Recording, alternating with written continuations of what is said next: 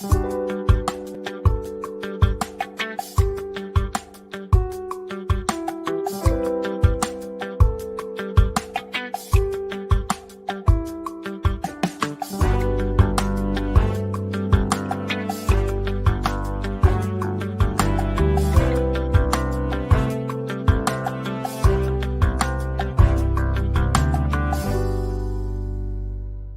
say I'm arrogant. I say damn right. That's pride. You say I'm arrogant.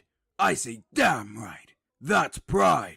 Pride in the saying I am. Now tune into the big exclusive podcast available on all podcast platforms or the BEpodcast.com.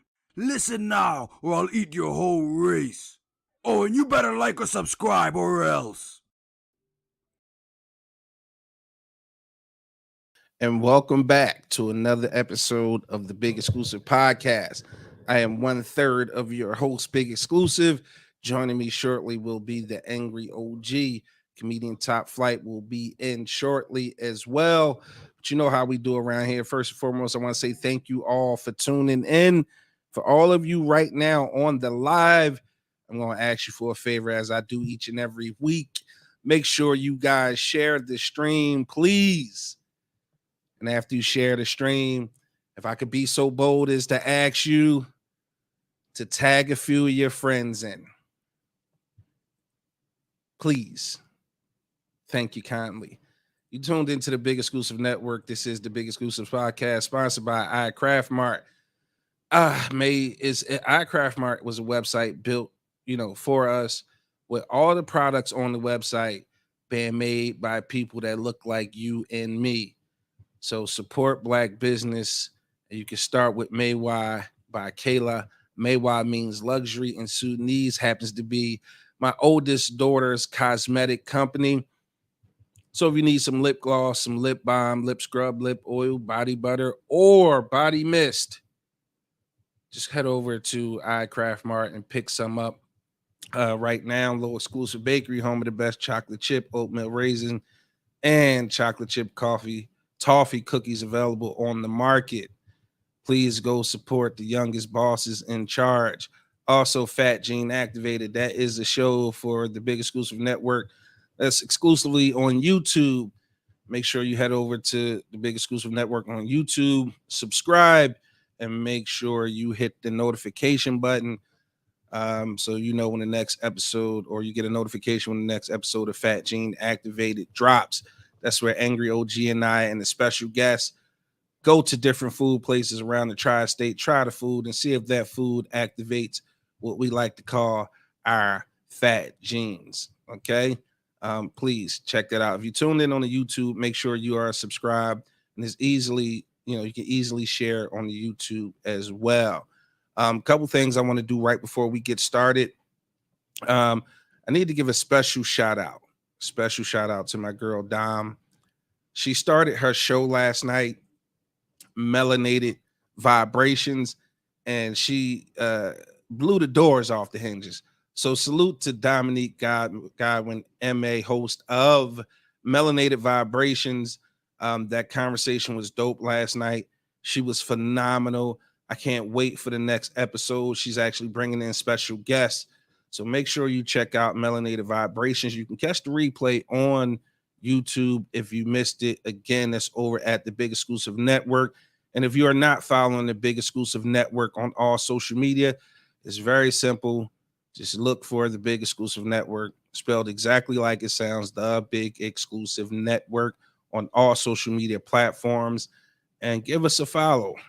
Also, we are inching ever so closely, about 11 days away from the adult game night, 50 Shades Edition, secret location, hosted by Tiffany Ann and Dominique.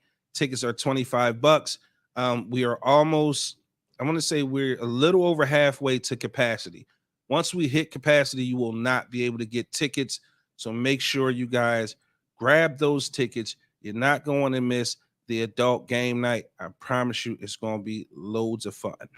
Girl, did you hear about that adult game night hosted by the BEN Network? Girl, when I tell you, it's about to be too hot. Listen, you gotta see, girl. We ain't gonna talk about the outfit I got. I got my green card to be there. Yes. It's gonna be 2 outfit changes. 2. In the door. Okay. Yo, so I heard it's gonna be an ass slapping booth. Yes. But I can't think. I think they said brethren. Oh. Make sure y'all come to the adult game night. February 18th, big exclusive network. $25 to get in, nigga. Limited supplies lasting, nigga. So you better get with the specs. Oh, and by the way, Pop is still in the set.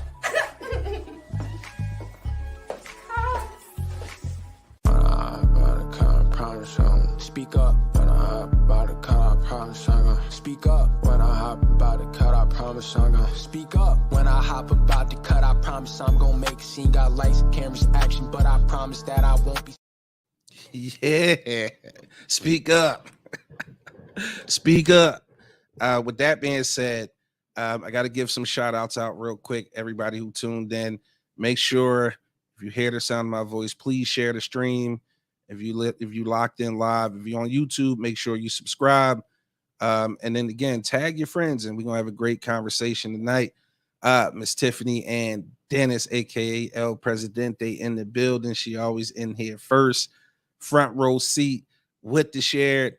My man Aunt Rockmore, what's up with you tonight, good brother? Royalty checking in, yo fam. Hope y'all had a great day. Appreciate that, sir. Hope you had a great day as well. Miss Concrete Rose herself is in the building. Shout out to Miss Concrete Rose, aka Miss Tarika Bright. Shout out to you. Thanks for locking in. I know you shared as well. Definitely appreciate that. Yizzo Lamont in the building, aka the Angry OG. He'll be on screen in a matter of seconds. Royalty shared. Appreciate that. Miss Keita, good evening. And you shared. I love you for that. Thank you so much. Star is born. Miss Dominique Godwin is in the building. She already tagged in her folks. Definitely appreciate that. My man Mike, aka Bebop from the Goonie Gang, in the building with the Europe. What's up with you? Tim Davis in the building. That's the other half of the Concrete Rose. Salute to Mr. Tim Davis tagging in his folks. Appreciate that. Tagging. My sister, my little sister, Christine Reynolds in the building, aka Little. Good evening, people. I appreciate you, sis. Make sure you share. Other member of the Goonie Gang, Mr. Rocksteady himself with the What Up fam. Tiffed and tagged in every single one of her Facebook friends. That's how you do it. Now, Dom, thank you for being part of the network and actually trusting me to make sure you was going to be straight on Melanated Vibrations. You did an amazing job. I'm so looking forward to that. And you know how I know you did an amazing job? So many people hit me up and was like, yo, certain aspects of that show opened their eyes, helped calm them down, and they looking forward to more. So it's almost like some of them were saying it was almost like group therapy. They learned a lot. They got some good grounding techniques, and you opened their eyes to a lot of things. So great addition to the network. I look forward to more of your shows. You definitely did a great job, and salute to you and all your people who showed up to support you, because without them, none of us will be anything. So shout out to everybody who locked into Melanated Vibrations each and every Monday night, 7 p.m., only on the Big Exclusive Network. Ann says she had me in deep thought yesterday. Yes, sir. Yup. Tarika said, yes, excellent show, Dom. Tim with the yo-yo. Christine tagging in her Facebook friends. Q, aka Serafina. You got to roll that R. Super producer Mimi Santana in the building with the good evening, everybody. Christine shared. Mimi shared. Make sure you follow in their footsteps and shared. Yep, Reek said that grounding technique was all that. Miss Jabira in the building. She said, family, appreciate that. I don't see you often enough, Jabira. I don't like that. That ass in here more often, okay? Ant said, not the promo. Yeah, my man, and Madlock, aka Angel of the Network, man. That good brother always showing up and showing out. Ant, appreciate you. Q hit us with the cuffs. Tim still tagging people in. Tiff said, girl, Dominique hosting that night with Dom is going to be too much fun. Yeah, for sure. Mike tagging in his folks. Dawn, my little big sis in the building.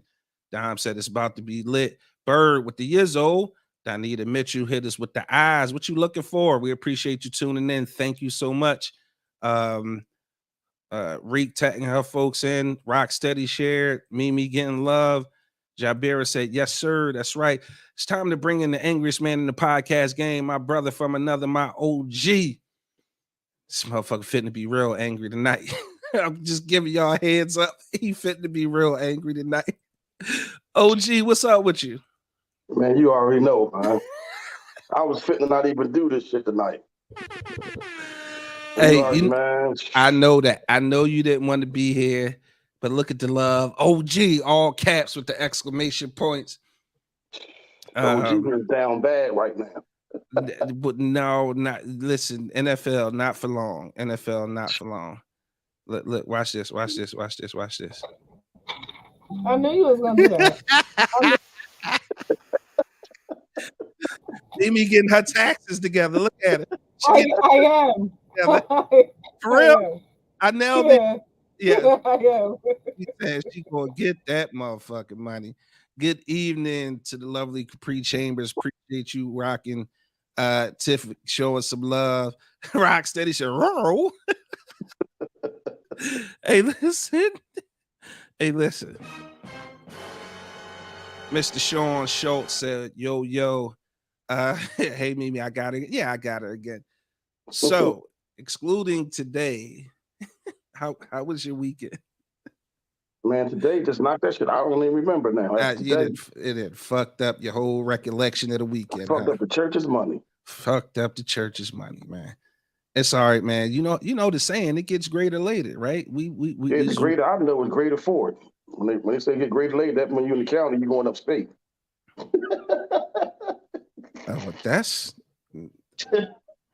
not that how means. I meant it. That's not how I meant it. Get greater later. Nah, that's definitely not how I meant it, but I get it. Flight should be in a little bit later on. I'm not really sure what Flight got going on right now. No, yes, I do. He is on his way back. As a matter of fact, hold on. I got to get this shit off my phone. All right, go ahead. Film. All right. But yeah, Flight will be in at some point. He is flying back from Boston. He just did a dope ass comedy show up there in Boston. You good now? Yeah, I was looking dusty and shit. You was looking a little ashy. I ain't want to say nothing. I know you already on the edge. I ain't want to trigger it, nigga, to fly off the handle. Look what hoodie I got on. Look what I got. Exclusive colors I made for somebody. I gotta get Mike and Tiffany they shit, man. Yeah, man. They starting to smell smoke, man. They starting to smell smoke. I don't want them to think we the burn unit around here, man. Yeah, they should have been in the car for a couple weeks now, man. Yeah, okay. Just like a Rocksteady said you in HD now. Yeah. Who is that for? Where did this exclusive color come? Like, who is that exclusive color? It was a new color, so I ordered it to see what it looked like. So somebody's gonna be lucky to get this. Like, this is exclusive Joan. What size is it? It's the Hey, it's a large. Tiff said yes, we'll hook up it's this weekend. Hannibal, medium. All right, Hannibal, welcome. What's up? Mimi said she wanted OG. Dime said OG, I need some exclusive clothing for melanated vibrations. All right, Dom, you got to get with me after we get off. You got to I just need a PNG file or whatever you want. Give me a file, and I got you. Rocksteady said, I got to get my ass to you, angry OG. Needs that iridescent color. Good evening, Miss Deandra Cargill. I got bebop shit and him and Tiffany shit in the car, man. It's crazy. So listen, Dom touched on something last night, and I wanted to touch on it tonight, and I'm sure we all know something about it. It's a video. Like to hear about it. Here it go. They fighting in the chat over the medium, man. They fighting in the chat over the medium. Me won it. Sean said my wide body size. claimed it. Tiffany Tiff wanted. like, yeah, that medium is all me. Man, you gotta love that. You gotta love I like that color though, man. Mimi said, I said it first. I said it first. It's all me. I said it first. I could get that color though. Ain't nobody right ass, Shannon. It said money. It says, he says, I gotta get my ass. Oh, I gotta get my money to your angry OG. I needs that iridescent. My bad, bro. My bad. God damn. My bad. Wait until these merch videos hit. Yeah. Shit. Tiff merch video went kind of like for us kind of viral. She got hella views on that joint. That's because Tiff acting like she was ripping the runway on that joint. I think that's why her joint went like that. But let's get into it, man. Anybody know anything about the school to prison pipeline? The school to prison pipeline. OG, you familiar with it? No, that's new to me. It's new to you? All right, let's take a look at this video. And we're going to come back and we're going to discuss. There's this phrase that you might hear in the news sometimes, the school to prison pipeline. It's shorthand for how schools are funneling students, especially black students, into the criminal justice system. It started in the 90s when schools responded to fears about crime with zero-tolerance policies, which mandated suspensions and expulsions for certain violations. They also cracked down on little things like talking back or uniform violations. The hope was that it would keep bigger problems from bubbling up. But as a result, out-of-school suspensions have doubled since the 1970s, and they keep increasing even though I want to pause that for a second. We found out, you see, I found a little new technique with this video shit. I could pause that shit mid video and we could talk about it. So you just heard them say it started in the 90s when they came up with this. Look, they rumbling in the comments. Tiff said runway every day. Bebop said Tiff a bum. Tiff come back. Mike, you're a bum. It's going down in the comments tonight, man. It's going down.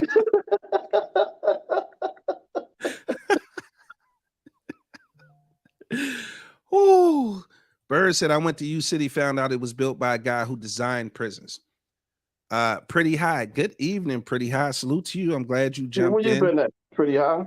Yeah, she been, I don't know. I guess she been on the little sabbatical. So keep fighting in the comments. We're going to discuss this. So in the 90s, this was the height of, I would say, Reaganomics and the crack era. And they adopted a zero tolerance policy to keep drugs and weapons out of the school. Okay, Mimi. And so what happened was when they adopted this zero tolerance policy in black schools for the majority, they put police officers in the schools, right? So when they put police officers in the school, what do you think happened? What do you think happened? They start locking the kids up for all of the dumb shit, like little petty shit. Now, the most amazing thing is you said was they started, because you absolutely right. They started locking up black kids for the little petty shit, right? And while white kids was getting locked up for real shit or getting in trouble or suspended for real shit like smoking on the premises, hooking in school, truancy, those sort of things, black and brown kids in metropolitan areas were being arrested for things that were very subjective, i.e., talking back to a teacher, quote unquote, being rude or disrespectful. Right? So now, what do you think happens when the kids are sent home or suspended from school? Because most of the parents, if they wasn't on crack in that era, right, they had to work to support the household. So what do you think the kids was doing while they was at work and home from school? Outside. It's a recipe for disaster. Let's keep watching. Juvenile crime rates have now been dropping for years. Around the same time, the number of police officers stationed full-time inside schools has increased by a third between 1997 and 2007. Ostensibly, they were there to prevent mass school shootings like the one at Columbine. But they end up being a way for schools to basically outsource discipline to the police. So now you just said they were originally brought in to stop mass shootings in these schools. What do you think happened? And let's be realistic about it. Black schools didn't have mass shootings. These only exclusively happened in white school systems. So now they wanted to stop mass shootings in schools, so they put more police officers inside the schools. And what do you think happened? Because they actually bought it was them trending in. down, so they had to make it go back up. They put those officers in there for that very reason, for the shit to spike back up. Exactly. Let's continue. Schools with officers have 5 times as many arrests for disorderly conduct as Schools with more police officers have more arrests for disorderly conduct. What do you think is happening? So let me just say this real quick. Arguments or fights or whatever, that's what you're gonna get. I think that's with being, somebody, argue with a teacher, that's disorderly conduct. and I think that's being kind. What I think is because they're putting white officers in black schools who don't understand cultural nuance. Certain things we say. As soon as you start talking loud, let's stay in Philadelphia specifically for a second. Student walk past you as a white police officer in the Philadelphia school district, and he bark an order at you, and the kid says, "Fuck out of here, dickhead." How do you think that white officer viewed that? What he said. Now, if somebody said, "Fuck out of here, old head," or "Fuck out of here," like you a dickhead, old head, you taking that as a threat, OG? It's not no threat at all. Okay, so how do you think these white police officers handle that? Locking them up for disorderly conduct. Without them. Sometimes the results are shocking. Look at this. But the less visible effect is that schools are like, I'm making the news. If that was my child, I'm making the news. I mean, just take a look. White officer. That seems to be like a young black lady. Sometimes the results are shocking. But the less visible effect is that schools are feeding the racial disparities in the criminal justice system. Consider that little girl couldn't be no older than 8, 9. I'm making the news. System. Consider the fact that schools are more likely to have an officer on their campus if the student population is more than 50% black. So if the population, look at the chart. If the population is more than 50% black, is more likely to have police officers in the school. Now, mind you, I haven't heard, I could be wrong, but I have not heard of an incident where black kids shot up in an entire school. And let's not forget, police haven't had an opportunity to stop a mass shooting just as recently as last summer, when those police officers and they was fucking cowards. Yep. Sold them people out. This motherfucker was killing elementary school kids and teachers. It's wild, man. They had their lobbyists will tell us, oh, if we had police officers in the school, shit like this wouldn't happen. Was police officers in that school, they had them, nothing changed. They had police officers, motherfuckers putting hand sanitizer on, chewing gum, staying out the way, scared that they was going to get shot. Now, mind you, they got pretty much all, especially when you talk about red states, when it comes to police budgets, the motherfuckers is in the hundreds of millions. They are buying military grade equipment for these police officers. And when they had the opportunity to do what all these lobbyists, all these super patriotic fuckers want to do, them motherfuckers coward. They stayed in the back. They stayed out the way. They wouldn't even let the parents who had the balls to go in and get their kids go in and get them. this person, this monster, this animal was executing kids, elementary age and kids listen to that shit. and teachers, and they stood You by. had parents run up in there though. You had parents run up in there and get their kids. But these cowards with all the ammunition and fucking helmets and bulletproof vests, Just military grade equipment, and they was standing there like he ain't in there with a whole bunch of kids and bitch. shit. A They whole bunch did of kids in not that school. reach that school. So you can't have that fucking argument anymore. Stop the cap. Stop the motherfucking cap.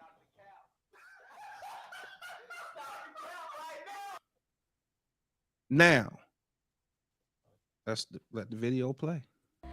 You might assume that that's because there's more crime at these schools, but although students at police schools are more likely to be arrested, they're not actually more likely to be charged in court for weapons, drugs, alcohol, or assault, at least according to one study.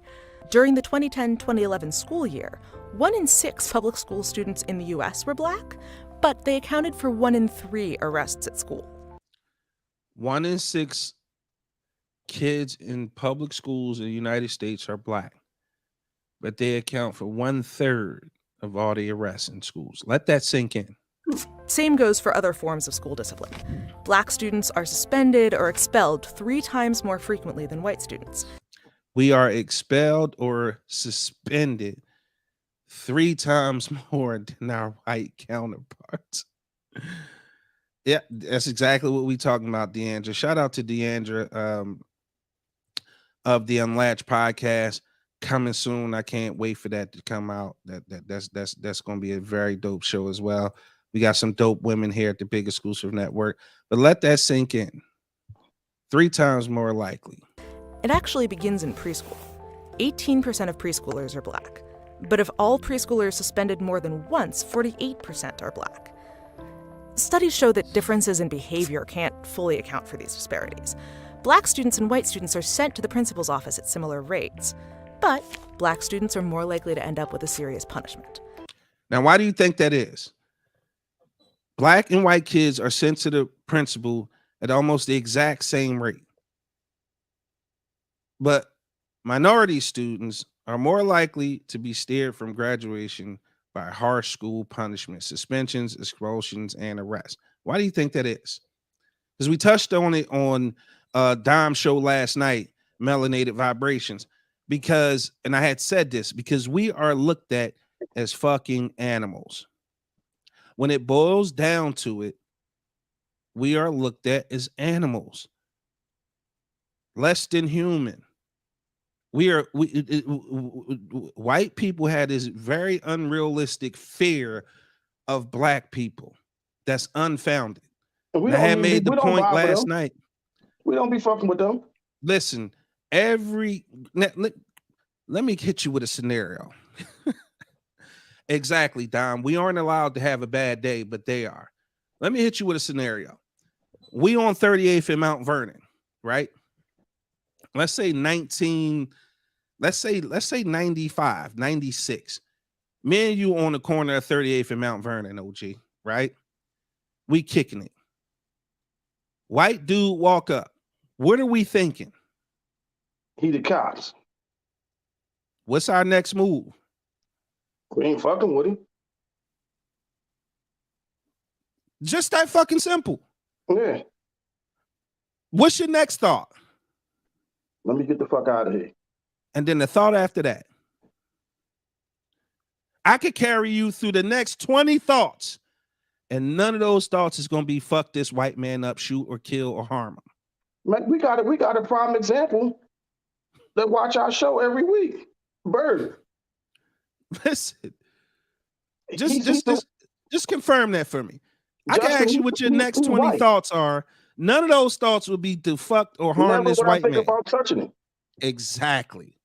Exactly. John too, that and nothing happens. Take your black ass to 30th and Tasker though. Take it. Listen, and I did. And you know what happened? It wasn't exactly 30th and Tasker, but we went down South Philly. This is me, a bunch of my friends. You know what we was met with? Shit looked like the shit reminded me of Grease, the And they be musical. grown up still. These motherfuckers came out the woodwork with hockey sticks, bats, chains, broomsticks, nunchucks.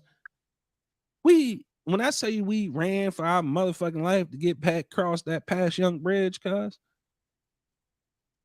I'm telling you, man, none of those thoughts was to fuck that white man up. But yet they think we the animals. And I had said on Melanated Vibrations last night that white people have committed the worst atrocities in U.S. fucking history against indigenous people, black people, and their own Latinx people.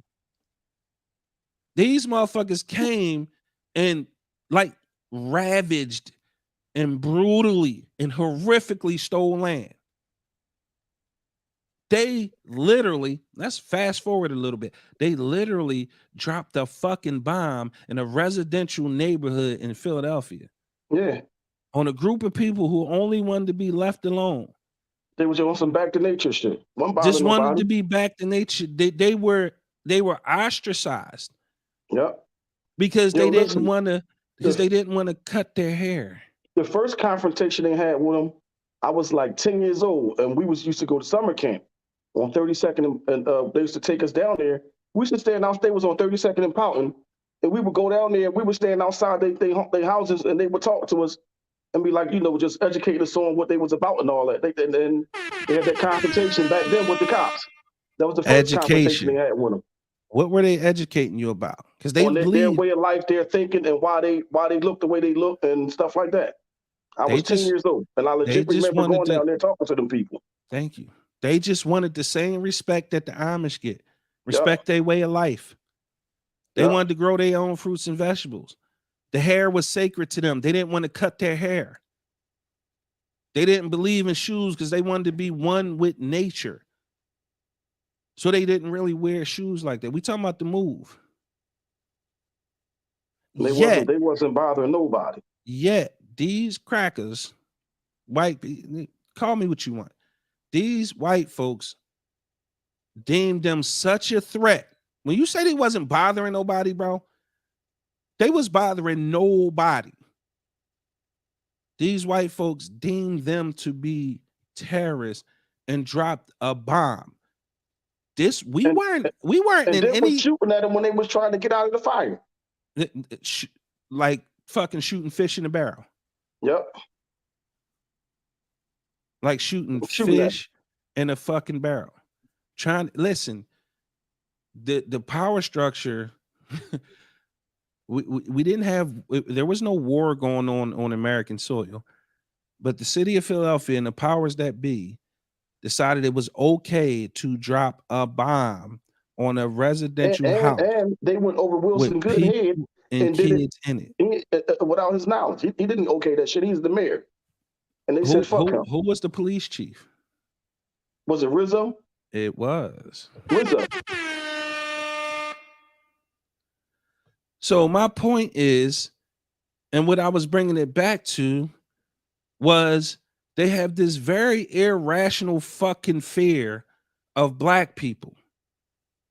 When I just walked you through a scenario, 95 was the height of the crack epidemic.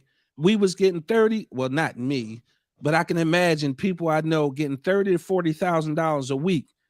And one white person by himself walk up to the corner where we hang out at. Whole shit.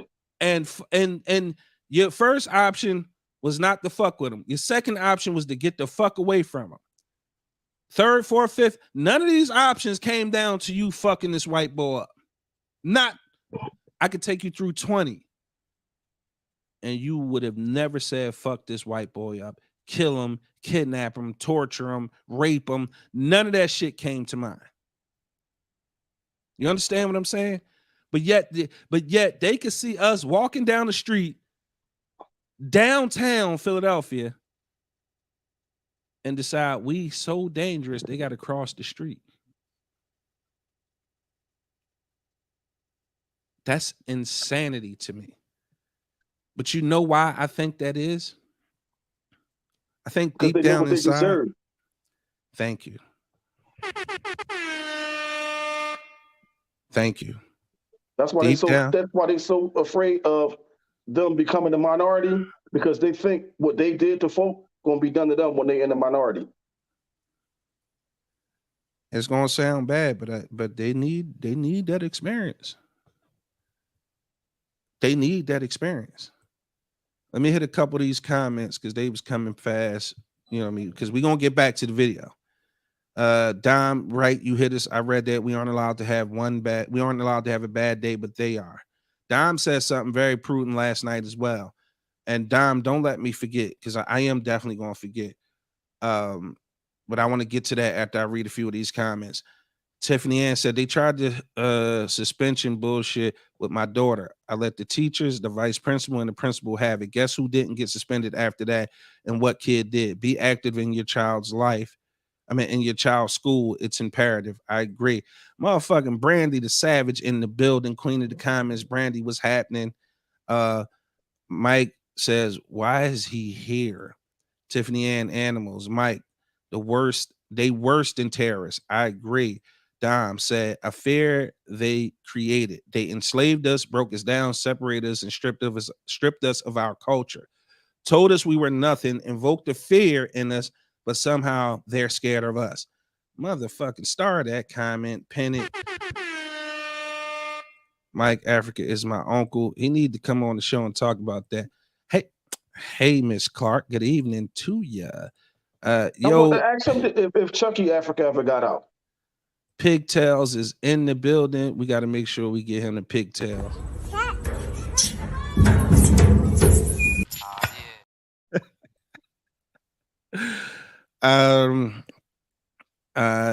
Tony says something I'll never forget.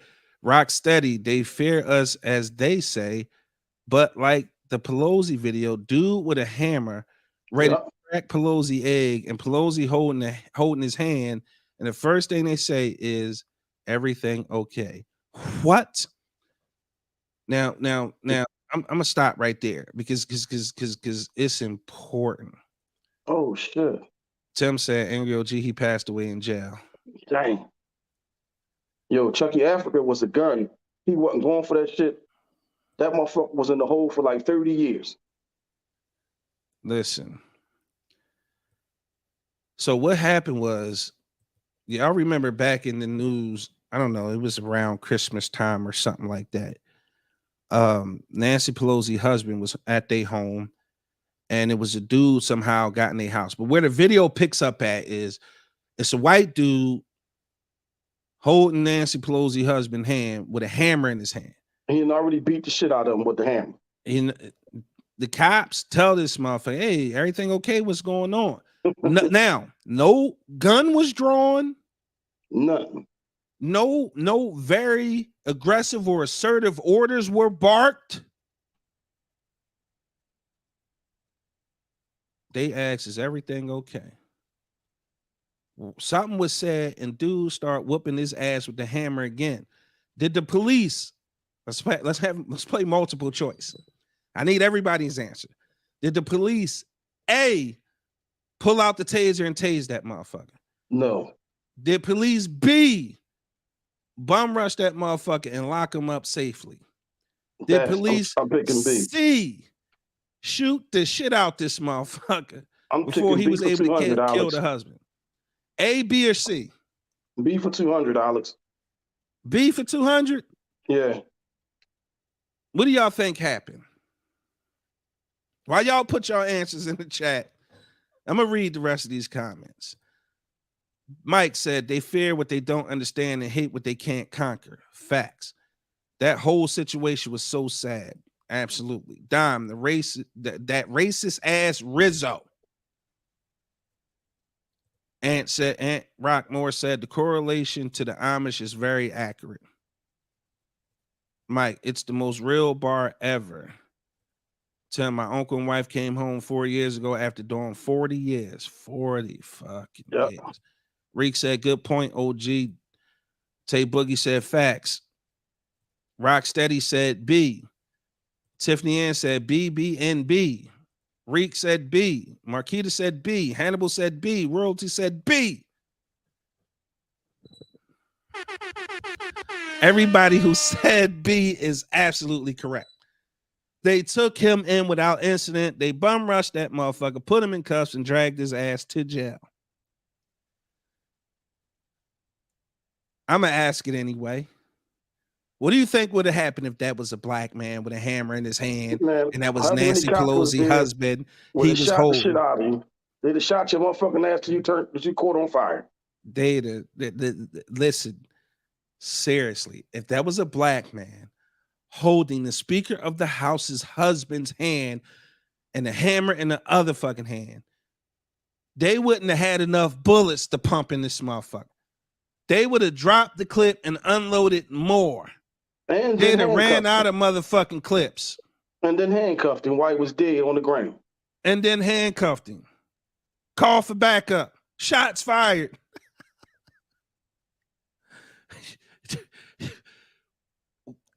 The wildest thing to me, and we've seen this shit, and don't tell me you haven't.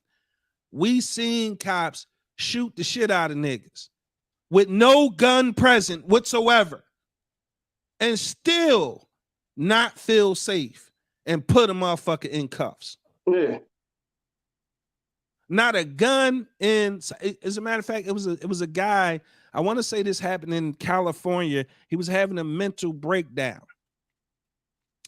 And in the mental breakdown, he was sitting in the middle of the street. And they shot the shit out of him. I They remember that. shot the shit out of this man.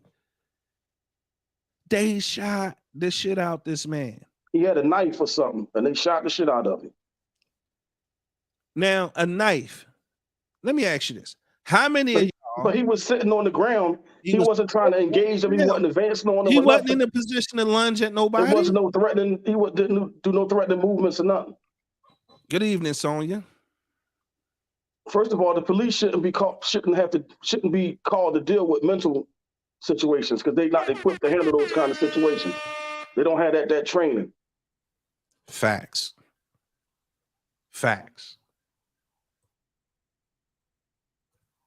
Now let me see. It was another incident. I want to say this was St. Louis. When dude was running away and they shot him. They shot at him more than like 56 times. He got hit 17 times. His name was Michael McDonald, the kid. And they tried to lie. And they but said then the videos came out and showed the truth. Now. They were shooting while he was laying on the fucking ground. God damn. Now, I'm glad Anthony Rockmore brought this up. If January 6th didn't show us that was a complete insurrection. Mm-hmm. They harmed, hurt, even killed one person in the insurrection. Black people try to protest at the White House. They had put up concrete, was it concrete blocks or a fence? Yeah. They brought in the up. National Guard and the military with military grade weapons for a peaceful protest. These crackers stormed the motherfucking Capitol. They was climbing up the sides of the walls. They was building makeshift ladders with the fences. They beat the shit out of one black cop trying to prevent them from getting in. Yeah. Listen, this was back in, I want to say 89, the Virginia Beach at the Greek. Mm-hmm. Them motherfuckers stormed the beach like they was on at Normandy, the National Guard. Listen, I cannot, for the life of me, understand why we keep taking the pen for granted or the vote for granted. Dom said something last night, and I thought I was going to forget, and I did forget. And I need to remember that because I felt like it was important and pertinent to what we were saying. But I'm going to go back to this video. And we talk about the police One study found prison that white pipeline. students are more likely to be suspended for provable offenses like smoking or vandalism. Black students are more likely to be suspended for subjective offenses. We got to run that back. That was super important. Students are more likely to Pay attention right here, please, on the differences of why white kids are being suspended and black kids are being suspended. be suspended for provable offenses like smoking or vandalism. Black students are more likely to be suspended for subjective offenses like talking back or insubordination. Students who are suspended in White kids are more likely to be suspended for provable offenses like smoking and vandalism, while black kids are more likely to be suspended for subjective reasons like talking back or being disrespectful. Which means if you don't like the way I talk to you or answer your question, or if I even disagree with you, You could say I'm being smart. and have me suspended. Why do they look at us as such a fucking threat that we can't even have an opinion? Because they know what they deserve. And they think that shit gonna turn around and come back. You know, that's the boogeyman. They know what they got coming. That thing called karma. So now,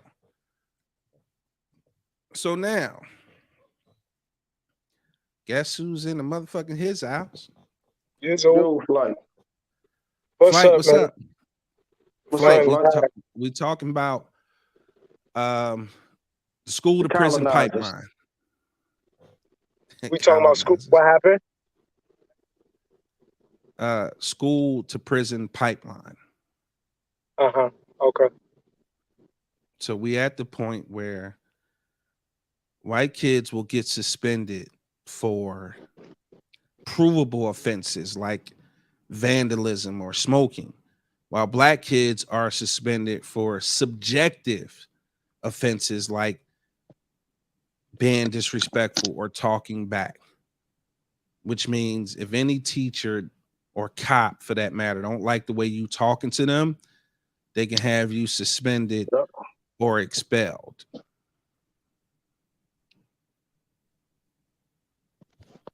Sonia said, because we are powerful people.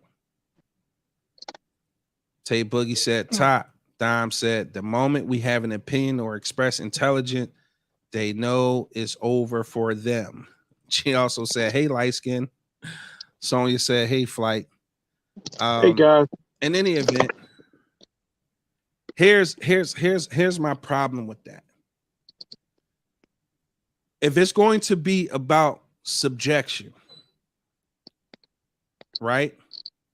You're going to be able to wield that kind of power subjectively, which means you don't have to follow the letter of any law. There's no protocol to follow.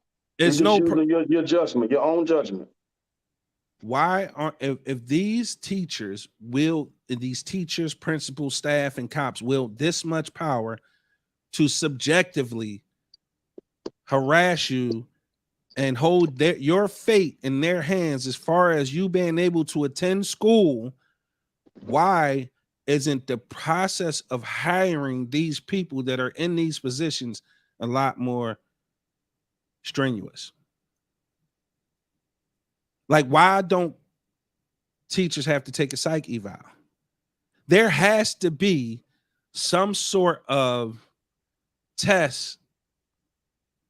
They do it to our kids all the time. There has to be some sort of test. I'm gonna tell you something that's wild as shit when you get finished. They decide whether or not a motherfucker is racist. If those people can't relate to the people that they teaching, why are they in a position to teach? Because if you don't understand the culture and cultural nuance and the dialogue, you're going to be offended by every fucking thing. And I gave y'all the example. SEPTA drivers hear it every day. Backdoor dickhead. They not pulling out pistols and shooting these kids or adults because they say that. They laugh, if anything. because it's part of the vernacular, it's part of the culture, it's a running joke in the city. But if you come from outside the city and somebody say that to you as a new SEPTA driver and you white, backdoor dickhead, you liable to be, he pull the bus over, lock the shit down, call the police. Now you getting the jacket for just trying to be funny. Dude, but wouldn't that, so, and you know me, I'm just going, wouldn't it work both ways though? Wouldn't you have to, just as much as they have to learn us, we will have to learn their ways as well, right? No, when they fuck in our them. realm. We're We're not not in their talking about realm. that. We talking about the school to They're in prison our realm. We're not in their realm. pipeline. And the fact that the fact that we are going from schools to prisons. And the point is, they're preparing us from prison very early. Dominique said on her show last night, they're coming in and giving these tests and doing these reviews to see how many more prisons they need to build, because they pinpointing this amount of this amount of kids are going to be in the system. And I'm gonna explain to you right quick how it's working. The shit started in the 90s with the drug war. They tried to prevent people from bringing drugs and weapons and shit into the school. So they started putting police officers in there. Later on, we had Columbine. They again started putting more police in there. And what happened is when they was putting police officers in these black and brown schools, they were getting arrested at 3 times the rate as their white counterparts. And we only made up 1 in every 6 students in school in the whole of America. But we're locked up 3 times more. And not only that, once you enter a kid into the system, i.e. even the juvenile system, this shit leads you straight to prison. Give you an example. Kid gets picked on. He gets tired of getting picked on. He says something to the kid. They fight. Black kid gets kicked out on suspension. Kid gets home on suspension. Maybe mom's on drugs. She's not around. Maybe mom has to work to support the household. So he's home alone. What do you think he's doing home alone? What does a kid do to entertain himself?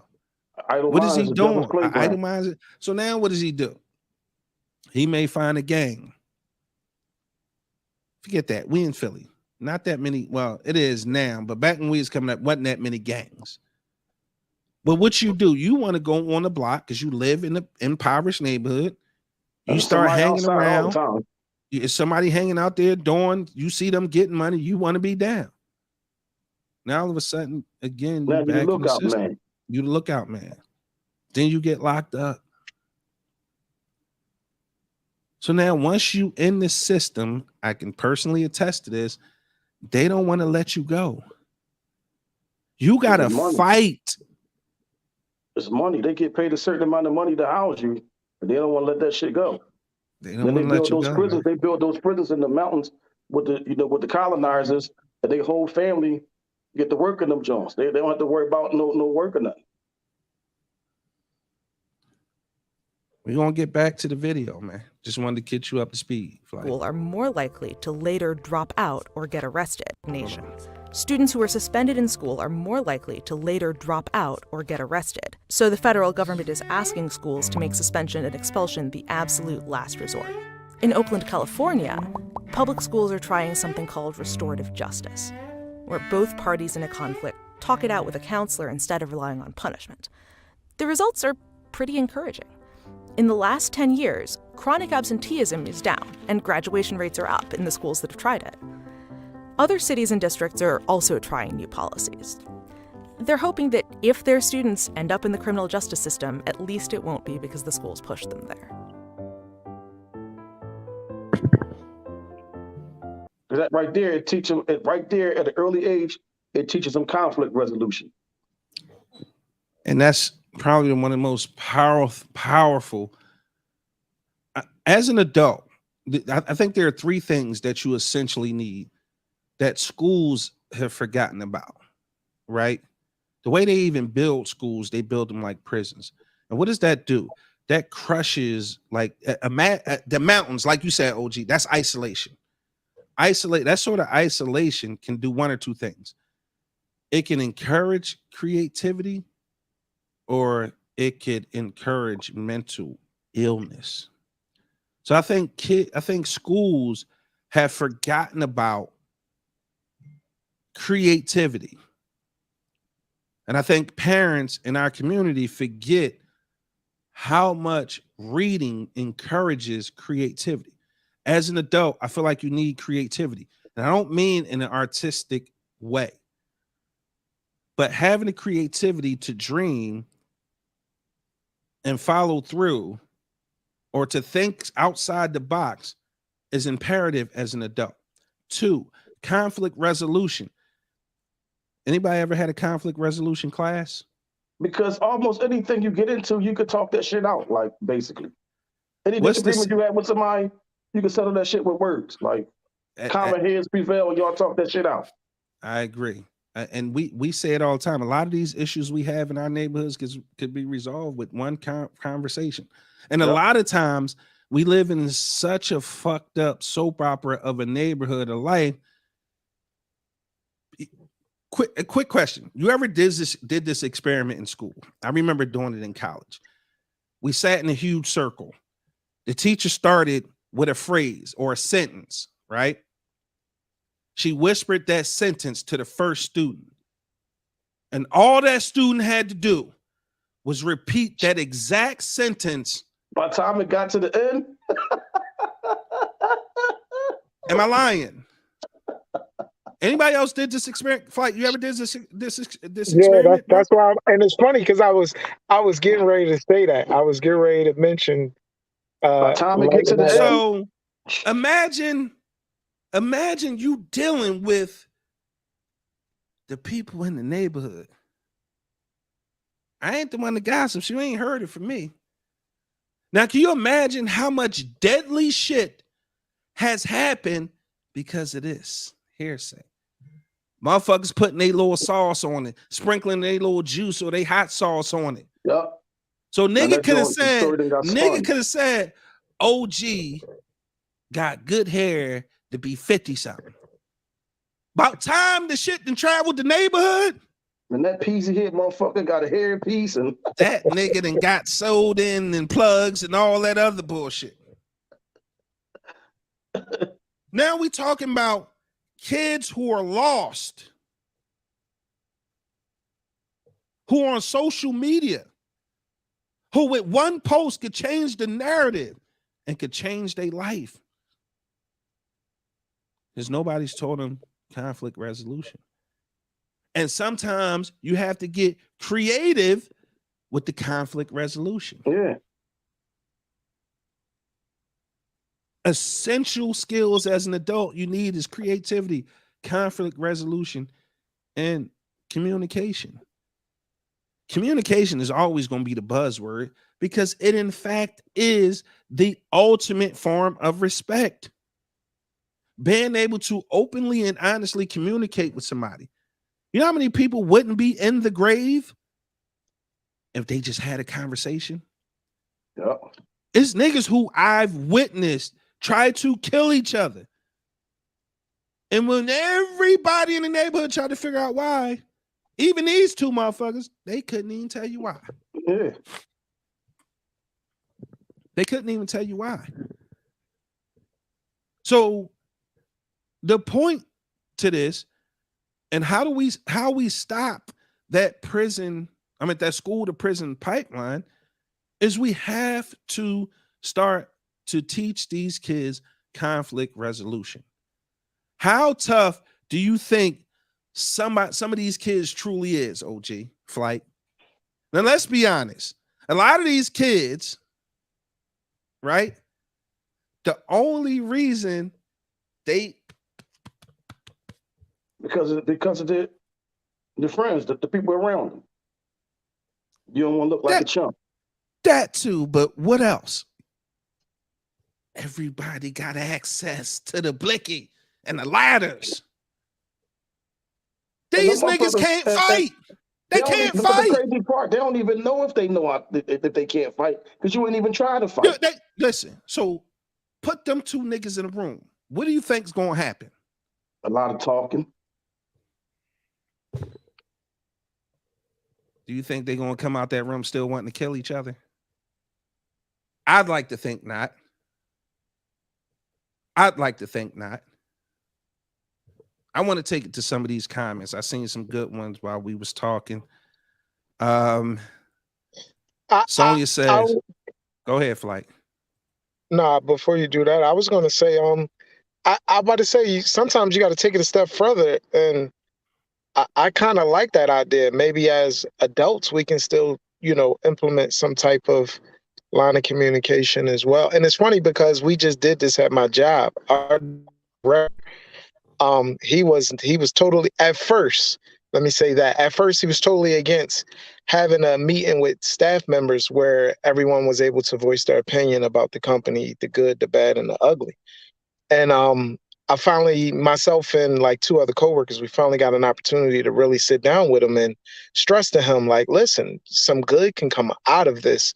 Just being able to have people voice their opinion and you listen and hear it from them instead of, again, like you said, third party, where they may tell me something, I may not deliver it the proper way or with the amount of compassion or express it the same way they did. So he finally was open to doing it. And man, when I tell you, he learned so much more about just his employees. And he was like, yo, I'm glad you guys really was animate and really pushing the narrative on having a sit down with everybody collectively. Cause in his mind, he thought it was going to be a bitch fest where it's just everybody, all the employees are coming to bitch and moan and complain when it was totally, I mean, yeah, you're gonna get some of that, but I was overall, the gonna say that overall that You're part, gonna get that regardless. Like, that part is, right, it's but gonna I look always at be that part somebody.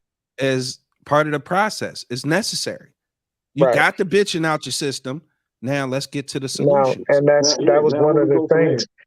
Because his thing is if you're gonna complain about something, then give me a solution to it. Give If me a you got a solution problem, for it. Right. Come bring with a me solution. bring me a solution. So don't say, oh, I don't like our uniforms because they're black. Okay, well, tell me So what what next? What you yeah. what's the solution to it? Well, maybe we got blue. Okay, you want blue? All right, that's not bad. I'll look into it. And within a week, everything that most of the complaints, they all got rectified and changed. And what happened was a lot of people's attitudes was like it instantly changed. Like, oh shit, he really did it. He kept his word. So now, as employees, they feel obligated. They're like, you know what? I don't want to leave. I want to stick around because he listened. So Sonia said, not enough black teachers nor black principals. Mike says, the boogeyman been jump up ever since they opened the open world's eyes to technology, i.e. social media cameras on these phones, etc. Now we have learned to pass them again and being inventive with this skill set. So OG is right. Karma is coming. Chest cameras and cameras everywhere on these corners are exposing them more and more. Facts. Reek said residential facilities. Hey, Miss J. Swinton, she said facts. Dime said prisons in the mountains are like zoos, animals locked in a cage so the pilgrims can feel safe. Jump Man, what's up, Jump? He said they know how many jails they need by the time a child is in the third grade. Damn. Reek said speak on it. Solution driven. Proof was good, fellas. Hello, BN fan. What's up, Proof? Appreciate you locking in. Reek said you have to be able to reach your audience. And said the experiment was always wild. It was because people just add their sauce, they embellish Yeah. like a motherfucker.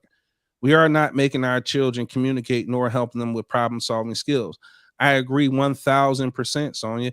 Those are essential skills as an adult. Dom, black people are always in survival mode. So trying to have a conversation is hard because we often don't know how to let our own guard down.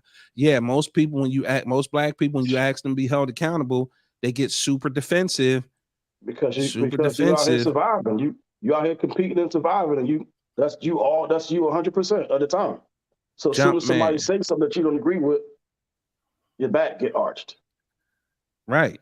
Jump Man. Make sure you guys check out According to Jim each and every Thursday, 7 p.m. only on the Big Exclusive Network. He said we need to be present and active in all caps.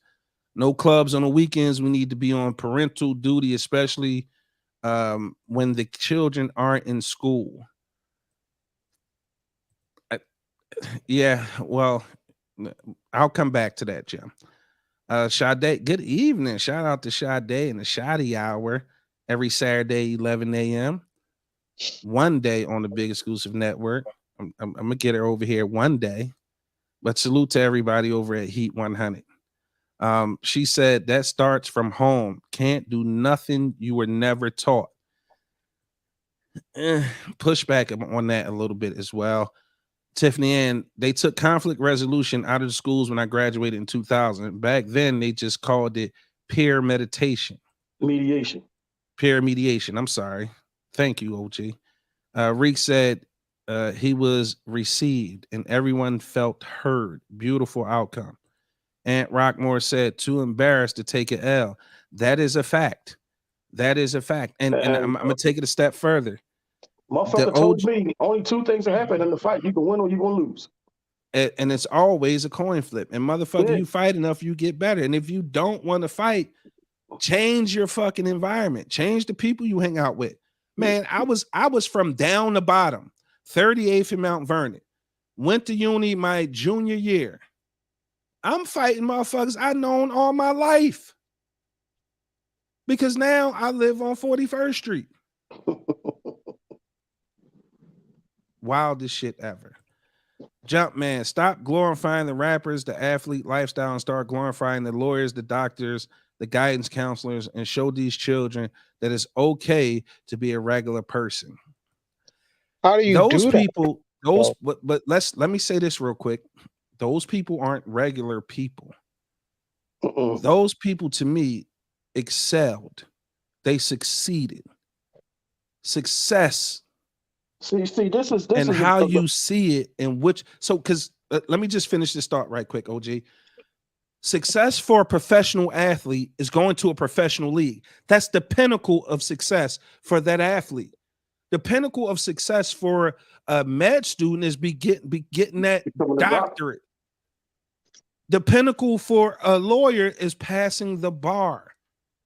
Like those aren't, I wouldn't consider them less successful people. They are to be respected because of their success as well. Education is sexy as shit, in my opinion. But let's start making education sexy, knowledge sexy. It ain't about the jury and what you can show me to distract me like I'm a fucking animal. You want to unlock a motherfucking group of people? Teach them. Learn. I keep telling y'all, this pen is so much more mightier than the sword.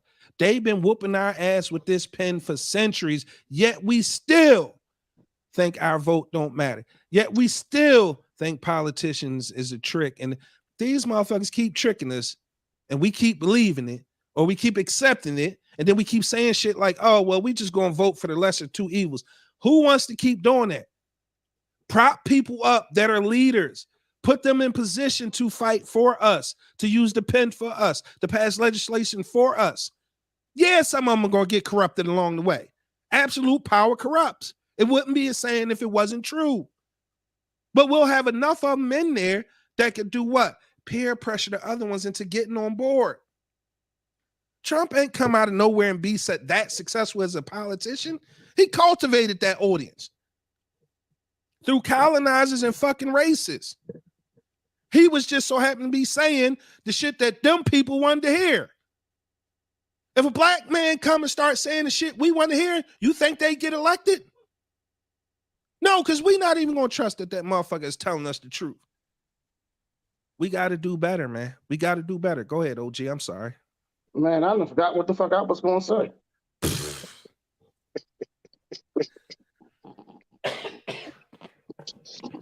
I know what I was going to say. But see, we gotta start teaching these younger people that it's okay to be the garbage man. It's okay to get up and go to work 9 to 5 every day and have an average pay, and it's okay for that.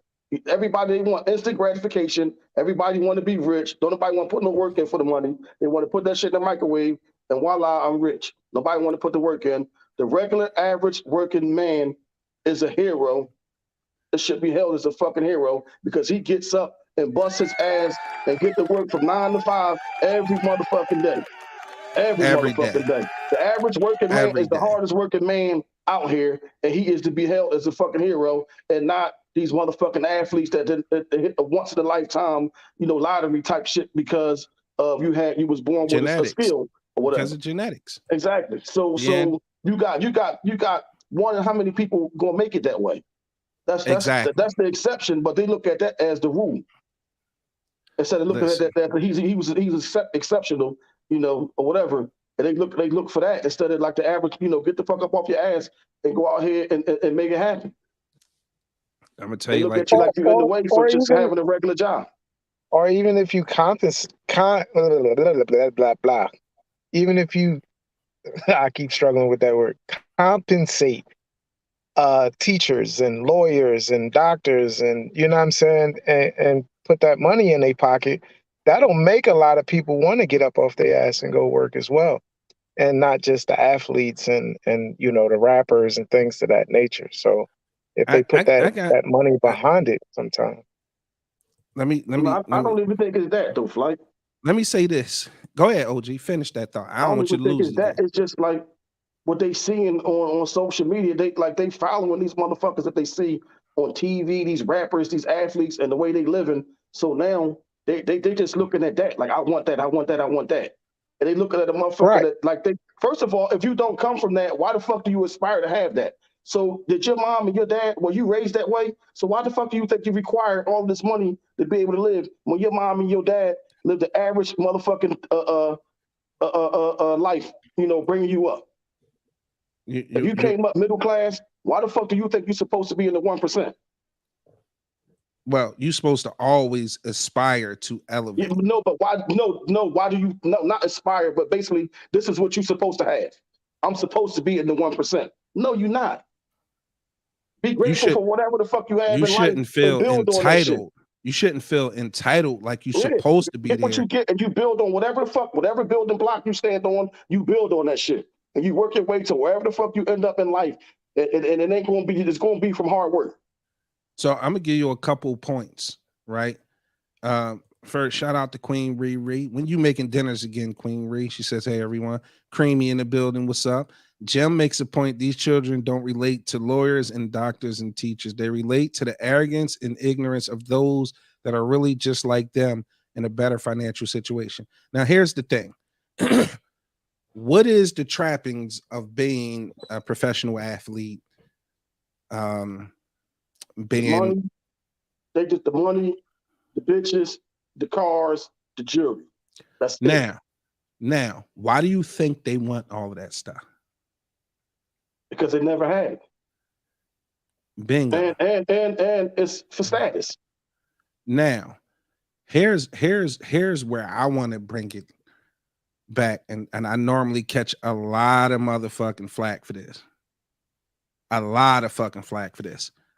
Because I think that issue begins and ends with the women in our community.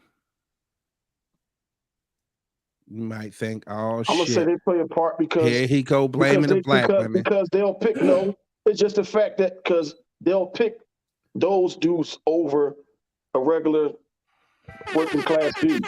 So now you seeing, like, even when I came up, you came up on the block, you know how it was around here. The old heads, oh yeah, they was always getting money. Yeah. They had women, they had motorcycles, they had cars, they had that lifestyle. So if you come up and that's all you see, and then they got all the women want them, so they not messing with the dude that get up and go to work every day, picking up trash, hauling trash, or the plumber, electrician. They skipping over them to the dudes that's out here getting that fast money and living that kind of life. So they skip over the regular working dude and pick that guy. So now you looking at it like, well, shit, this is how you get the women. So this is what I'm gonna do. Now, is that not a problem? Here's why I feel like it's a problem. And here's why I feel like the black women in our community play a huge fucking role in this issue as to why they don't see average men or men with trades as viable options, because women in our community are either taught or innately fall for the shiny thing and the trappings that comes with that lifestyle. See, a lot of times women are attracted to that danger, that rush of being with a person in that particular lifestyle, because they are being raised on what did we say earlier? Survival. He got some shit. I want to be with him because he got some shit, because I want some And I shit. could speak firsthand about that because I was in that life, heavy in And that life. and was never mind. But Well, I was in that life too for 2 weeks. Now, how about that? Heavy in that life. but here's Heavy. the thing. Now here's where I'm putting the onus back on the dads. We as fathers Got and shown. mentors in this community need, in concert with the women in our community, start to show the women, the young women, the young black girls that we raising, that don't fall for the shiny shit. The same thing that comes with the person who's in the lifestyle comes back to you. We need to start raising these young black women, and let me not leave out the young black men. We need to start raising these young black men to be more responsible. Stop laying down with these women if you can't foresee yourself being a family with them or having a kid with them, or you're not ready to be a father. Use protection or stay abstinent. But we shouldn't be glorifying these shiny things and then having our young black women think that that's it. That's the thing. Because I'm telling you now, I am overly protective of my daughter's mental health. I am overly protective of what they see and what they think is okay. My daughters are not going to be impressed by your son's chain, his car, or money he could pull out. They won't be impressed by any of that. So if we teaching these young women not to be impressed by that stuff, but be impressed by the mental agility, the knowledge, the wisdom, the potential. Now, don't be stupid about potential. I shouldn't have to say that. But the point is, if you have a guy, and don't make these two lesser, but what I'm saying is I'm trying to make a comparison here. You got Nook over here who got an Audi A8, big dumb gold chains that say DDT. First letters came to mind. And he got a big ass bankroll in his pocket. And you got Raheem over here who goes to a institution of higher learning, a college. He doesn't have all of those things. I want my daughter to be impressed with the guy who's going to get that education, because education Raheem is lasts. in it for longevity. Knowledge is And power. man. When I came home and I couldn't sell an edible, you know what kept me paid? The knowledge and the wisdom I gained. I was able to offer as a class and make $3,000 per master class I taught. Listen, when I came home and couldn't sell no more motherfucking cocaine, you know what got me by? I learned how to type in the state penitentiary. And by me learning how to type, I've been in the field that I'm in since 1996 because I know how to type. Making what's I called learned how to fucking type. Good money. Yep, because I learned how to fucking type. And the free class that they was giving out up there, and motherfuckers, my homies, they laughing at me on their way to the yard because I'm going to take typing and shit. And where they at? Where they at? I'm not saying they doing bad, but you got a skill. But guess who followed behind me? You. Guess who followed behind me and took that same typing class? Beloved. Because I know what job and guess who he work at home. But for who? If he didn't know how to type, he wouldn't have been able to have that job. Exactly. Jumpman makes a great point. Stop telling these kids all the real niggas are either dead or in jail. Yep. Tell them that all the real niggas are in college or at home with their family.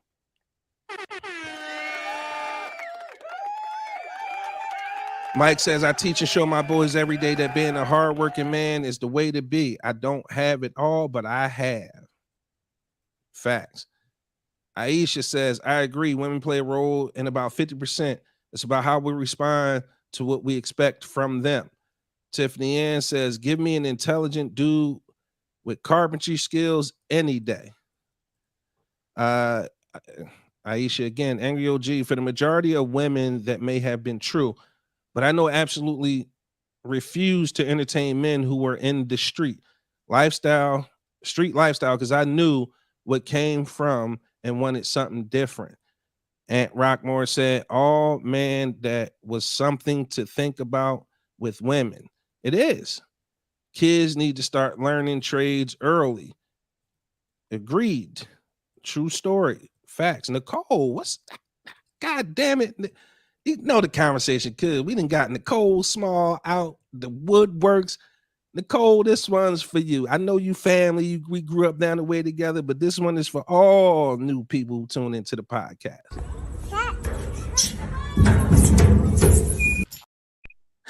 Cole, if you laugh, put on your gasoline bra and gasoline panties. You going to hell with us. Sonya said, amazing life-changing action, Angry OG.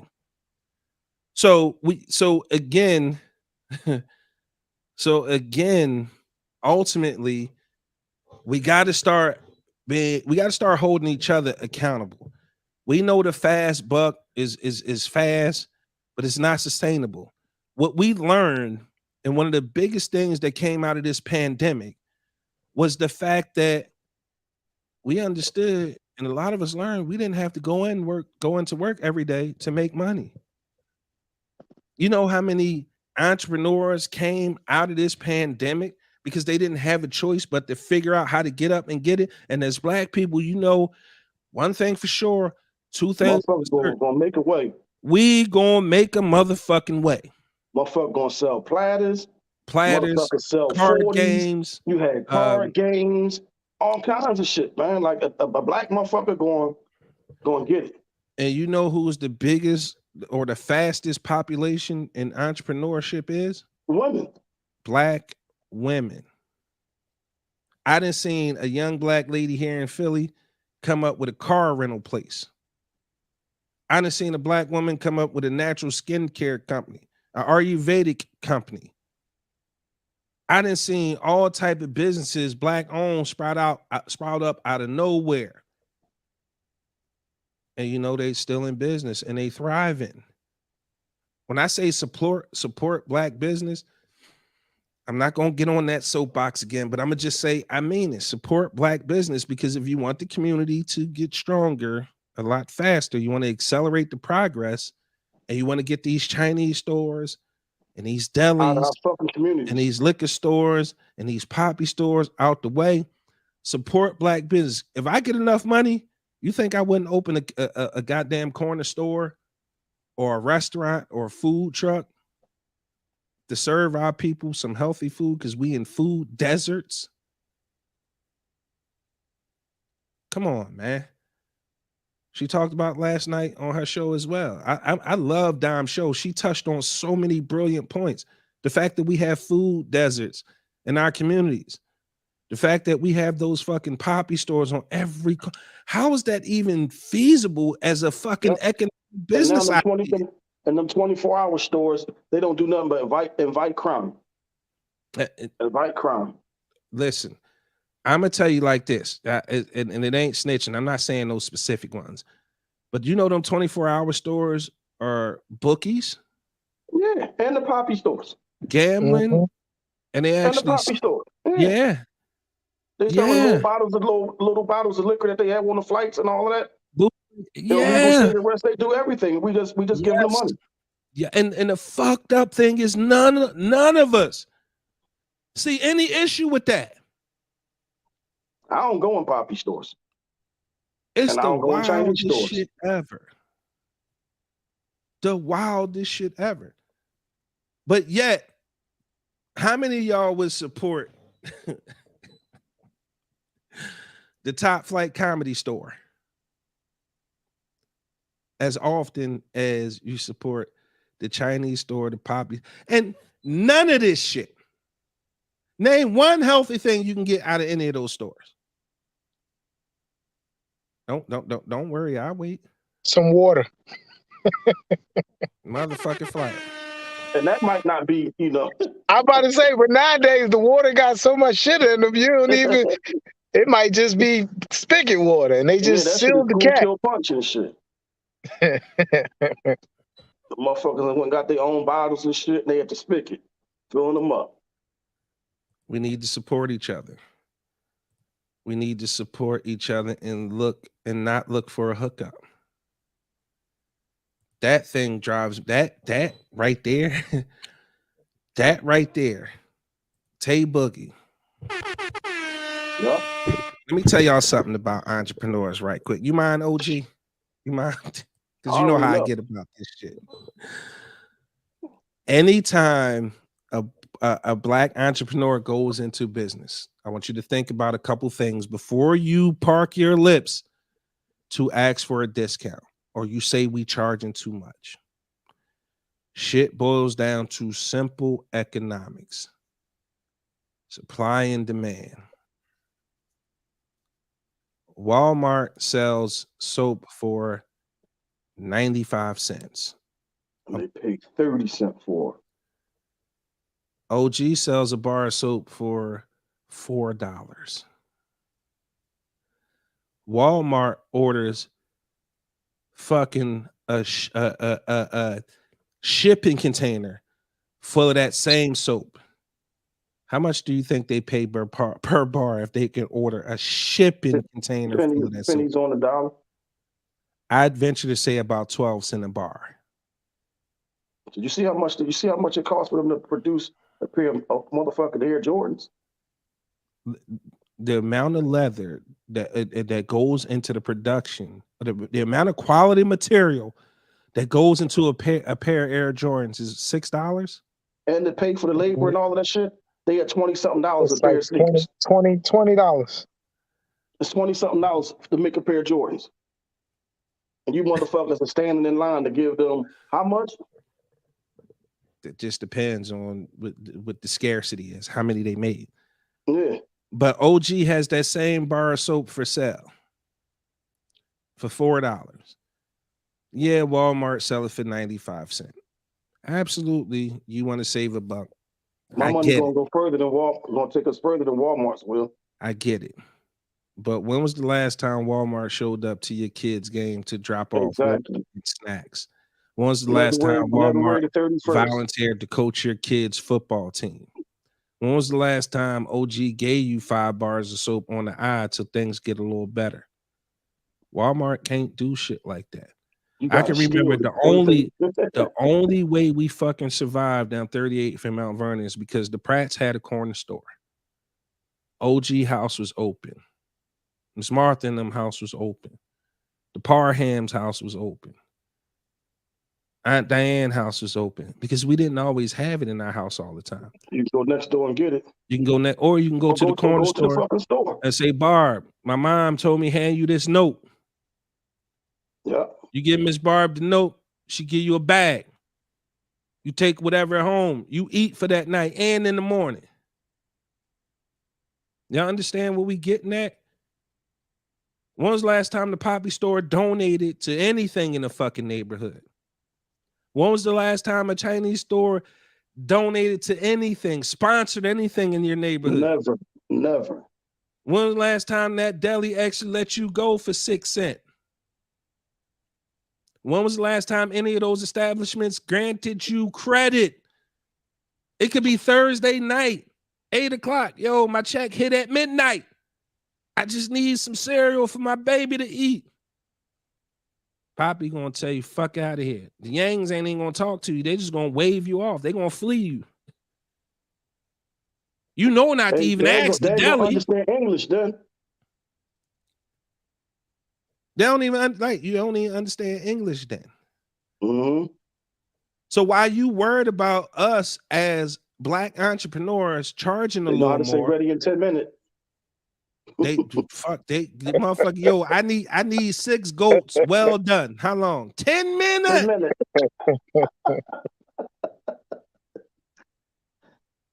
So what you got to think about economically is OG might be selling that same soap for $4, but guess how much he paid for it? It cost him $2.50 a bar plus shipping plus taxes. OG ain't about to get rich off that soap. That's y'all problem. Y'all think because Walmart sell it for 95 cents and he sell it for $4, you thinking, holy shit, he making $3 extra. Are you fucking stupid? Like, are you insane? That's not the way that works. That is not food costs. You motherfuckers complain about a motherfucker selling a platter for $20. Those people selling those platters had to buy all that product retail. And you got to pay yourself. And what is my time worth? What is my expertise worth? Because I'm cooking this shit. I mean, I'm putting my foots in it. But you go get some greasy ass shit from the Chinese store for $5 and won't even complain. Because you know better than to complain. You know that shit ain't going to get you a goddamn place, but kicked out the store and maybe even the cops called on your dumb ass. Stop with the black entrepreneurs are overcharging people. We not. We charge that much. Number one, we not going to get rich like that because you motherfuckers don't buy enough anyway. I'm going to just say it. I get more support from strangers across the country when it comes to iCraft Mart than any of my motherfucking friends and family ever even thought about. Listen. If I combined all the money my friends and family spent with me since I opened this online store 2 years ago, grand opening, grand closing. I wouldn't have lasted 1 fucking month. Grand opening, grand closing. But because I have the wherewithal to market across the country, I'm able to survive. I'm able to keep food on the table. I'm able to keep the roof over my kids' head and make sure they have everything they need, some of what they want. And every now and again, I can buy me some glasses after they break. Listen, you know how. But you motherfuckers counting my pockets and ain't even spending no motherfucking money with me. You think you know, but you don't. Until you take that leap of faith and get out there and try to do the shit that these entrepreneurs do, stop complaining and shut the fuck up. Give an entrepreneur an opportunity to fix it too. Stop doing that stupid shit. Stop having a bad experience and then running to social media and screaming to the mountaintops that, oh, they fucked up, they overcharged. No. Do what they do, and then you come back and we'll be waiting for that fucking apology. I'm sorry, OG. My bad. I got you know those Ralph Lauren hoodies with like the Care Bear, like the bear patch, the Chanel patch. Oh yeah. What they like what? A bean 50? So I got that same Chanel patch minus the the Ralph Lauren name on it or whatever. And a motherfucker complained about paying me $75 for it. But you gave Ralph Lauren a bean 50 with no problem. You know why? His cotton ain't no different than the cotton I get. I swear to God. They think for some reason these designer houses, these fashion houses, they're not exclusive. They don't have exclusive material. They think that these motherfuckers is getting silk spent by Zeus and the gods opening them or some shit. It's the most unbelievable thing I hear. That shit came from the same place. I sit there and tell people, and let me just take it back to the soap analogy for a second. Walmart can buy that big ass tanker full of soap, right? For 13 cents a bar. The soap OG got is handmade, all natural. You could technically eat I would advise against it, but you could eat the soap. But yet you perfectly comfortable putting cheap chemical soaps all over your body. The biggest organ on your body is your skin. Your skin absorbs shit. Why do you think people moisturize? Moisturizing ain't the actual lotion. What that does, it doesn't moisturize your skin. What lotions and butters and creams do is actually lock the moisture in that's on your skin after you shower.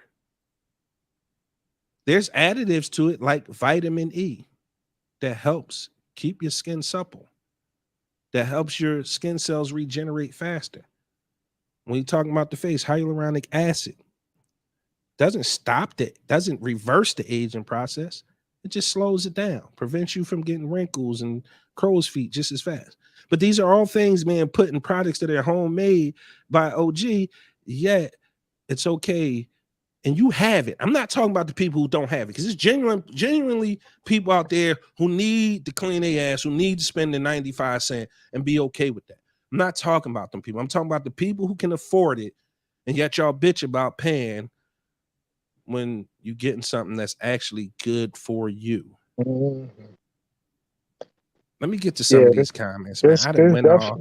This definitely for me, because I'm about to say, and it's funny because, and I think this ain't nothing but, y'all talk to my spirit. I did this for myself. First time getting a first class flight, and I really showed off and showed out and wanted to do something different. And I wanted to treat myself to something. And, you work hard and you do hard. You do a lot of things. And I learned this even with comedy. I done tried up, sideways, left, right to get my family to come to shows and things. And for some apparent reason, not all of them, but quite a few just refused to show up, just to come. And I even given free tickets, like, just come. I just want you to be here. I want your presence. I want to feel your energy. So I it's just gave up on them. definitely I hard. gave up on this flight. I mean, and that's the crazy part, because with me traveling and doing all these, like, even with my special, to have I had people fly in from Virginia, Atlanta, LA, you know what I'm saying? Like, just regular people that I met when I've done shows at their area and in their city. And it's like, wow, like, damn, this motherfucker lived 30 minutes away and he's just not gonna come. And like you said, sometimes you got to give up, So but I just leave them where they at. right. Just leave them where they at. Luke made a great point. He said, all them Aki stores, and I'll add Chinese stores to this, take the money and send it back to their country to fund their fight with oppression, and we can't organize that for ourselves. Because we're too busy worrying about somebody gonna get more out of it than the next one. Flight, you about to drop a store? No, not yet, Dom. Yes, I actually am. It's coming. I am starting my clothing line to stay busy, to stay out of trouble, for autism awareness. So yes, clothing line store is definitely in the works. Bebop said chicken wings. I'm sorry, I'll take my lashes. Tiff, I don't understand how there are no black owned corner stores in the hood. That is crazy to me. Growing up in Tuppelhocken Street in Germantown, we had a black owned corner store that was the only one around the corner. There was a black owned hardware store down the street, which my stepfather's dad owned, and down the street was a black owned delicatessen. Luke just got my Shea Harmony whipped body butter from iCraft Mart today, and my beard and face feel godly since this morning. Man, please, Luke, make sure you go to the website and leave a review. They don't be believing me. Like, I just be talking because I got lips, I guess. I'm a guy from OG and know that he will stay afloat in his company. Luke, that whipped body butter is the truth. Sonia, the reason is exactly why I started my community fridges. We need each other just to eat. Sonia, I love that. You got to come on and talk about that one day. First Lad said, put something back. I'm not really sure. Even though his soap might be higher, I will still support and buy from him. Reek laughing at me because I said 6 goats. Queen says exactly, Shannon. Mike said, we had a black-owned corner store back in the day, but even it was hard to support because Mr. Willie was nasty bastard. So folks definitely were thrilled when the Poppies took over. I would support OG, though. Let's get it. Dom, go ahead. We had a motherfucker on Halford Avenue store. His name was Mr. McQueen. He had this filthy-ass German Shepherd in there. It was a white, dirty-ass German Shepherd, and we used to call him Dirty Fingers. He had the best ice cream in the fucking neighborhood, though. You only go in there, go to Dirty Fingers for ice cream. You don't buy nothing else out that motherfucker. But you can't call him dirty fingers to his face, though. That was Mr. McQueen. Dive said, we got to get back to the basics when all we had was each other. The crabs in the barrel mentality has tainted our perception of what it means to be our brothers and sisters keepers. Yes, and side note, crabs don't belong in the barrel. How the fuck did they get there in the first place? It's another conversation. It's called redlining. Look it up, Google it. We could talk about it next week. Tiff, educate them, Shannon. Angry OG, Top Flight. Miss Wallace said most of the black-owned stores died with the elders and those who inherited it, sold to the Dominicans and Asians. It's so sad to see our people selling our history and our futures for a few pennies. Ooh, Tiff, Dime, say it. Yes, say it loud, sis. Queen Ree, oh my God, Shannon, I say this all the time. Mr. Rockmore, this convo is dope because not only are y'all addressing the problem, but giving solutions. Let me say something about giving solutions right quick. If you ain't giving no solutions, you could just shut the fuck up. Bottom line. Right. Sonia said, great, we could talk after. For sure. Preach, Vidal said, soon. If you don't look good, we don't look good. So let me say this, and I'm going to talk about solutions because OG and I, hold on. First, my comment about putting something back was in reference to being a little short at poppy stores, etc. They don't let you go. Yeah, that is a fact. That is a fact. Luke says, why do you think I come all the way to Philly to show love to sport that comes with fresh energy and new faces? It's tremendous. Can never get that at home. Fucking, that's terrible. But I love Luke and his brother Dan. Like, these niggas live damn near in Canada. He hate when I say that, but that shit is way out there. But they drive down to Philly, you know, when I think it's serious enough and I make the call, or even Kurt make the call, these brothers show up. But let me say something about being solution oriented. And I don't say this lightly because I mean it when I say it. This network was never supposed to be just Big Exclusives Network. This was supposed to be a community project. It was supposed to be a bunch of people, a group investment, so to speak. Now, I don't want to get back into that story. Let's just say it didn't happen that way. But what did happen was that I recognized a few people who were about group economics, who were about pooling money together and actually starting, some would say, an investment group. I've identified at least 5 people that I believe would stand up and want to be part of an investment group. The problem I had, I think, and I'll just say this, this may not be true, but people might have thought that it was a scam, so to speak. Like, I guess I was going for a money grab and I was asking for about $50 a month for the first 12 months.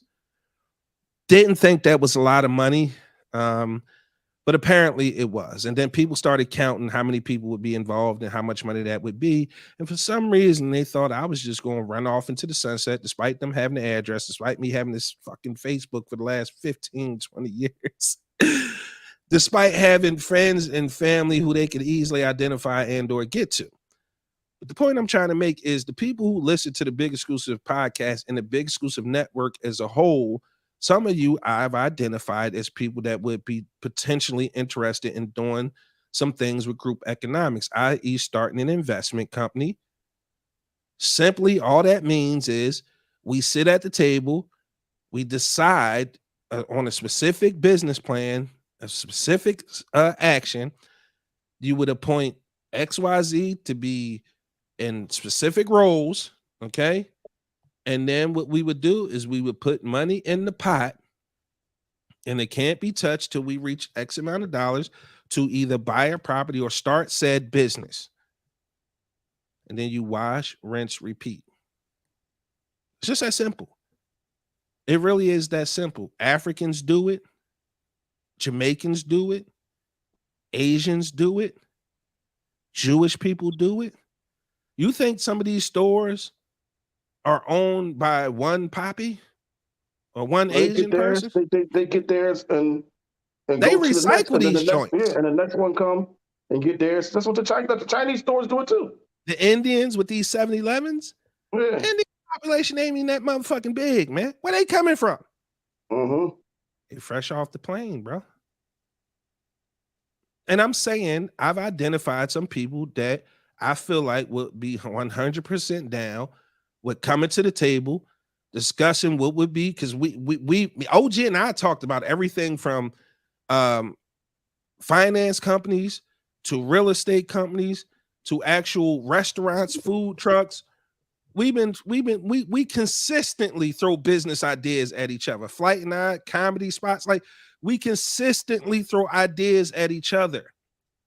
And the one thing we be like, yo, when we get the money, and it's like, I don't want to wait till we get the money. Like, why not put together a group of 5, 6 people? Because once you go more than like 6 or 7 people, people start to worry too much about who putting in what. Because I'm gonna tell you like this, and because it's just us on the podcast, me, Flight, and OG right now, because I'm face to face with y'all, so I'm gonna use y'all. So if the plan is to put in 100 a month, right? And come March, I'm short. I don't have a whole 100. Flight and OG still gonna put their money up. They might even cover it at the $30, $40 I may be short. But I don't worry about them worrying about what I'm doing with my money, or he's short this week, and it makes the whole plan implode. I don't worry about that with y'all. The trust is we gonna make it to the mission, because ultimately the plan is to profit. Take the profits, put it into another business. Now you look at 3 years, that's a blink of an eye, honestly. Yeah. It's nothing. I've been doing this But shit now we got almost the 2 years. motherfucking umbrella corporation. Now we sitting on untold amounts of money. And now we diversifying the portfolio. Now we able to invest in high yield stocks. And we can invest in real estate without having to buy and or own the property. It could be commercial real estate that we help fund, that we take out profits on when the project is done. There's a lot of ways to get to it. That's why I say education is the key. There's a lot of things out there happening that we have no clue about. And then some of us learn it, and then they just hold it close to the vest. Oh, we can't tell nobody about this, but we gonna get this money. And you hoard and shit. And you never even do nothing with the knowledge. So what I'm saying is, even if it's not this group, think about that. Start your own investment group. You don't need to aim for a fucking Donald Trump style building or a casino in Atlantic City. You don't need to aim that high. You can get there. Comparison is a thief of joy, man. Comparison is the thief of joy. You can start with one corner store in your fucking neighborhood and make a world of difference. Understand this. And I hope I hope I don't offend anybody when I say this, but if you are offended by this, it's not for you. Bitch. You the dog bitch. I don't even know how you knew I was going to say that. I know you would get it. The people who know will know, but you the dog bitch. You is the dog. And if you don't get it and you confused right now, that's okay. It wasn't meant for you to get. After that whole amount of rhetoric I just spoke, and I say you the dog bitch and you don't get it, it's okay. It wasn't meant for you to get. But this motherfucker, he said it before I could even get it out. You the dog bitch. I will say this too. Hungry dogs run faster. Fuck the Eagles. But hungry dogs run faster. Hungry dogs run faster. Luke, come through. As a financial analyst, I feel like I can help make this happen from a logistic standpoint. It's a new year, less work. Sonia, I'm ready. Let's do it. Bebop, let's do it. Luke, 100% down. Tiff, yes. First laugh, last laughing at us because we said you the dog, bitch. Queen Riri, get it? She said yes, Shannon. She get it. We just around, man. Hopefully what we talked about made sense tonight. Hopefully we gave y'all some insight on the school to prison pipeline. Hopefully we gave y'all some insight on entrepreneurship and where we can head with the community to make it better. Hopefully some of this shit inspired you to want to do better. And stop thinking every black person that comes along with an idea is trying to scam you out of It's a money. fucking scam. You Like, only think trust that because your shiesty ass be trying to scam. the If fact that's the that first people thing come to your mind, the fact that's that because people that's how you thought roll. that the fact that people thought that. Now, mind you, these are my Facebook friends who have been my Facebook friends for the last since I've been on fucking Facebook. And they think I was trying to get 20 people to give me $50 a month for a year, that I was going to run off on the plug somehow. Where the fuck was you going there with that little ass bit of money? King of Where Prussia? was I going with that change? Clearly, it wasn't really no money because I was able to do the shit basically on my own. Weird, man. I still love those people though. For those of you who still support, I appreciate you. But just keep in mind, everybody ain't looking to beat you. Everybody ain't looking to scam you. Some people out here legit want to do some business, legit want to build generational wealth, legit want something better for the community as a whole. It's sad that I have to go to a company called Fair to restock and to get more new product on the website. Craftmart is stale in the sense that it hasn't had any new premier products in like 6 months. I need new entrepreneurs.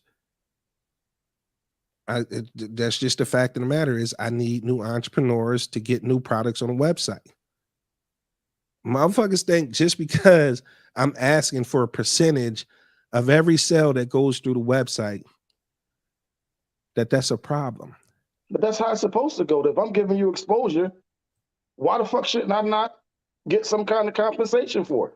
They do it on Etsy. They do it on any of those other, like you got to pay. Shopify, Etsy, like you got to pay. eBay, Shopify, Wix, Amazon, every single one of those places charge you to sell through their site. And they're supposed to though. They give you an avenue to, to get rid of your stuff. They put your shit in front of some eyes that it wouldn't normally be in front of. Bro. So why not get paid for it? I ship orders out every day, and there's still people ask, "What are you going to the post office for?" This is friends and family. this should be friend. Like if you had to sell 200 hours worth of shit by Friday to your friends and family, or you die, obituaries be reprinted. It's gone because you hitting the crossroads. You was hitting the goddamn crossroads. And it's fucked up. And I'm not personally going to keep fucking trying. I just don't have it in me. I got more phone calls. My daughter made an appearance on Drew Barrymore.